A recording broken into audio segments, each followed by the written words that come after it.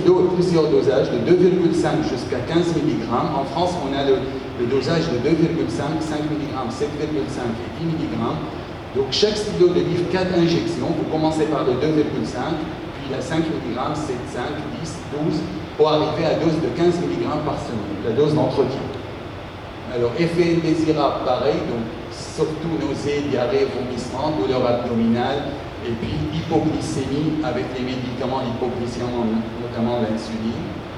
Alors, dans les études, donc les patients ici, dans cette étude publiée en 2022, dans le New England, sont randomisés pour recevoir le placebo, le tirzepatide 5 mg, 10 mg et 15 mg, et on voit qu'avec la dose de 15 mg, la perte de poids est voisinage de 22% du poids initial.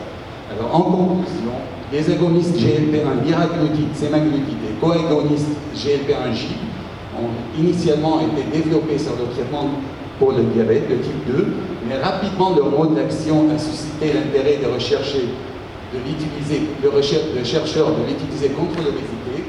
Donc je vous rappelle rapidement que le semaglutide a été commercialisé pour les diabétiques au nom de Ozempic et le liraglutide a été commercialisé pour le diabétique au nom de Victoza. Ces médicaments permettent de mieux régler les glycémies des patients diabétiques en agissant sur la sécrétion de l'insuline et du glucagon. Il exerce également des effets intéressants dans le contrôle du poids en stimulant la satiété, ralentissant le mélange gastrique. Les données scientifiques suggèrent qu'il faut poursuivre ce traitement pour maintenir la perte de poids. Pour quelle durée? On ne sait pas.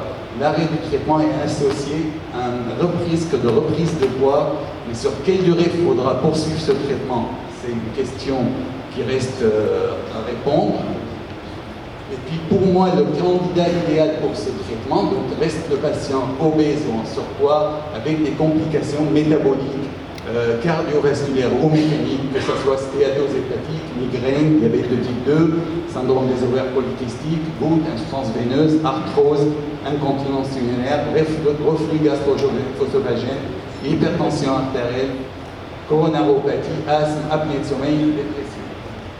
Et je vous remercie pour votre attention.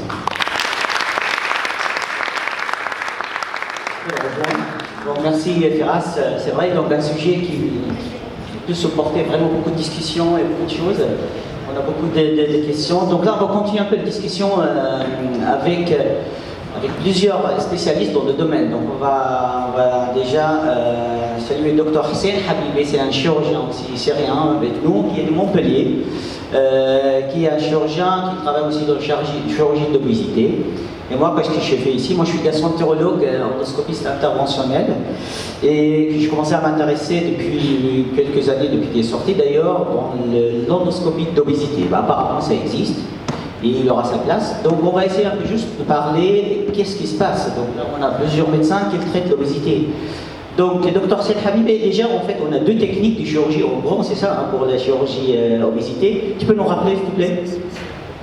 A priori, moi je reviens vers Firas, je reviens vers votre présentation qui est bien. En fait, je reviens juste pour les pyramides, hein, quand vous avez mis les prises en charge, le protocole, les prises en charge avec concertation multidisciplinaire. Donc notre rôle, quand on va faire les préparations de patients, de trouver le meilleur traitement pour le patient, adapté pour le patient, qui va être durable. Donc là, avec ce type de traitement, de mettre en fait la chirurgie bariatrique sur le boursin de haut, c'est pas vraiment ça, mais ça devient une discussion avant d'aller diriger le patient vers la chirurgie, soit endoscopique, soit médicale. Normalement, on sait bien qu'en France, par exemple, là, on a 2025, donc il y a 17% 30% des populations qui ont surpoids. Il y a 17% des gens qui ont un surpoids, donc obésité morbide qui peut nécessiter des prises en charge. Donc, le protocole des traitements, qu'on va parler d'UREA donc normalement, le maximum de perte de poids, il arrive à 20% et qu'il n'est pas durable. Donc, c'est des pourcentages. Le moment qu'on arrête le traitement, donc il y a de retour. Donc, il nous trouve de place pour ce type de traitement adapté. Dans des indications un peu spécifiques, mais il ne faut pas proposer ça, vous êtes d'accord, pour tout le monde, il faut bien sélectionner les malades. Donc la chirurgie, peut-être, il aura encore sa place. La chirurgie, il a sa place. C'était quoi comme chirurgie d'ailleurs? La chirurgie, normalement, si vous voulez, donc la chirurgie propose donc une perte de poids de 60% des cas. Oui, mais quelle technique, je veux dire? Non, il y a plusieurs techniques normalement. La technique de réduction de la taille de l'estomac qui s'appelle des sleeve gastrectomie, donc coupe l'estomac de manière verticale, et d'autres plusieurs types de techniques. On fait des bypass, qu'on ramène un peu l'intestin pour faire raccourcir poursuite intestinale raccourcie pour diminuer l'absorption. Celle-là, elle est plus durable à long terme, qui donne le maximum des intérêts. Mais, bien sûr, on ne peut pas proposer ça à tout le monde. Il y a des contre-indications, comme vous le voyez. C'est en général, donc la chirurgie, c'est fait normalement en chirurgie mini-invasive, cystoscopique, robotique, mais malgré tout ça, il y a des risques importants, peut-être pas négligeables. Mais il reste toujours la technique qui est le gold standard pour l'obésité quand il y a l'indication pour des traitements. Moi j'ai une question pour Firas, pour aller. Juste répondre aussi qu'aujourd'hui, la chirurgie n'est pas, on ne peut pas la proposer à tous les patients en surpoids obésité. Donc je rappelle l'indication de la chirurgie bariatrique. Aujourd'hui, une IMC supérieure à 40 ou une IMC entre 35 et 40 avec une comorbidité. Donc quand vous avez un patient qui a une IMC à 33 ou 34 qui n'est pas éligible à la chirurgie, on est obligé de lui proposer quand même son traitement. Ah bah ça, voilà, apparemment ils ne sont pas d'accord, ça m'intéresse. Parce que, en fait, voilà, nous, les endoscopistes, on cherche toujours à rentrer quelque part. Et en fait, finalement, on a trouvé qu'il y a quand même des techniques que rejoindre les gens. On est d'accord sur la proposition. Pour ça, c'est une discussion multidisciplinaire, donc toujours à la discussion. Il y a la place pour traiter avant la chirurgie. Il y a des gens qui ont contre-indication pour ne pas le proposer. Il y a des gens qui ont pas d'indication, mais qui n'acceptent pas la chirurgie, par exemple. Et là, en fait, c'est une question pour toi, parce que moi j'ai lu il y a quelques jours que maintenant, actuellement, qui a l'accès pour faire des prescriptions pour ces types de médicaments, c'est l'endocrinologue. Oui, alors actuellement. La première inscription, c'est l'endocrinologue. Oui. Alors le renouvellement peut être fait par le médecin généraliste ou n'importe quel médecin spécialiste généraliste. À partir de 22 juin, Noël, ça sera accessible à tous les médecins. Donc, bon, finalement, le traitement, il n'est pas anodin. Donc, on a pensé que c'est une petite injection et tout va bien. Et tout le monde, voilà, tu nous as raconté quand même pas mal d'effets secondaires. Ben oui, il y a des effets indésirables. Donc, c'est intéressant quand même qu'on sache que c'est pas juste une simple. Il y a des patients qui ne tolèrent pas le traitement. D'accord. Il y a des patients qui tolèrent le traitement avec la petite dose de 0,25 par exemple par rapport à Wegovy, et puis les effets indésirables commencent avec 1 mg. Donc, il faut absolument un suivi. Donc, c'est pas une prescription et puis on arrête tout. Et alors après, on le prend, ça marche, on perd de poids, on a perdu 10, 20%. Jusqu'à quand? Je m'arrête quand? La perte de poids, en fait, c'est aux alentours de 15 jusqu'à 20%. C'est intéressant, si on y arrive. Et il y a des patients réfractaires au traitement, donc ça existe. Elle peut résister. Voilà, des Pour un certain moment, on n'a plus de perte de poids finalement.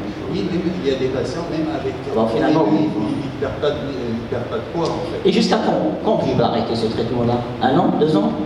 Alors, moi, ce que je fais aujourd'hui, en fait, je poursuis le traitement jusqu'à que la perte de poids stagne, en fait. Et là, je propose aux patients d'arrêter ce médicament. Et tu as de récidive? Oui. Alors, il y a une reprise de poids. Après, la reprise de poids, je n'ai pas trop détaillé, c'est pas une reprise complète quand même, une reprise partielle. Hassan peut-être a raison. Donc peut-être on fait une chirurgie, on est plus tranquille. Non, tu as des récidives, Hassan, toi, quand tu fais la chirurgie après ou pas? Quand tu fais chirurgie, les jours, on met le poids derrière ou pas? Il y a toujours de rechute, de poids. À partir de 5 ans, on peut reprendre le poids. Après, quand je veux dire, il y a un traitement durable, et pour ça, il faut faire une évaluation pour le patient, pour le suivi des traitements, qui sera bien contrôlé. Pour ça, peut-être qu'il faut bien sélectionner les malades. Finalement, c'est bien, mais ce n'est pas la bonne solution, c'est pas la seule solution. Aujourd'hui, quand vous avez un patient en consultation, vous êtes obligé de lui proposer les différentes techniques, différentes solutions. Quand vous dites à un patient que vous avez aujourd'hui un traitement injectable qui donne une perte de poids de 20%, vous êtes tout de suite accroché avec cette proposition, malgré qu'on lui dit quand même qu'il y a une reprise de poids après, qu'il faut quand même poursuivre le traitement pour 6 mois. Le traitement n'est pas remboursé par la sécurité sociale entre 250 et 350 € par mois. Les patients espèrent. Les patients espèrent une perte de poids. Ça sera pris par l'assurance maladie après. Donc, Aujourd'hui, il n'y a pas remboursé. oui, quand elle est prescrit par le médecin généraliste, ça sera normalement remboursé. Non, il n'est pas remboursé aujourd'hui. Ouais. Oui, oui, je t'en prie. Dans le cas de récidive, de reprendre le traitement ou de le proposer directement après une chirurgie ou une solution. En fait, quand le traitement ne marche pas ou ne marche, après ça se récidive. Tu le proposes à qui? À un chirurgien ou tu cherches un médicament, tu fais quoi? Alors, si le patient est éligible à une chirurgie avec une IMC supérieure à 40, là, il sera convaincu comment il faut faire une chirurgie. Mais il y a des patients qui ne veulent pas faire une chirurgie et ils insistent pour faire une deuxième cure de traitement. Et du coup, de refaire un deuxième. Oui, tu refais le dosage. Aux États-Unis, les patients sont sous Manjaro depuis 3, 4 ans, 5 ans. Là-bas, c'est une assurance privée qui paye le médicament. Bon, alors tant qu'ils ne sont pas le meilleur, peut-être j'ai des choses à proposer. Donc nous, on a des traitements, ce qu'on appelle des traitements endoscopiques. Donc c'est-à-dire, effectivement, depuis 2-3 ans, il y a deux techniques mais qui se sont ensemble, et par voie endoscopique, on arrive quand même un peu à suturer l'estomac, à faire une espèce de sleeve gastrique, comme les chirurgiens, à l'intérieur. Donc, et quand on entend ça, on va dire, peut-être ça, pas de chirurgie, injection ça marche, mais ça ne peut pas marcher pour toujours, et l'électrogère, pourquoi pas l'endoscopie?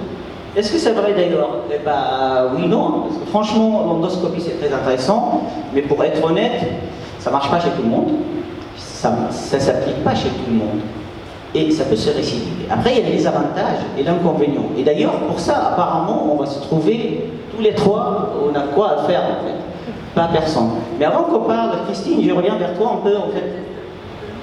Eh ben, écoutez, en fait, tu nous as proposé plusieurs tests. 25 tests, 100 tests.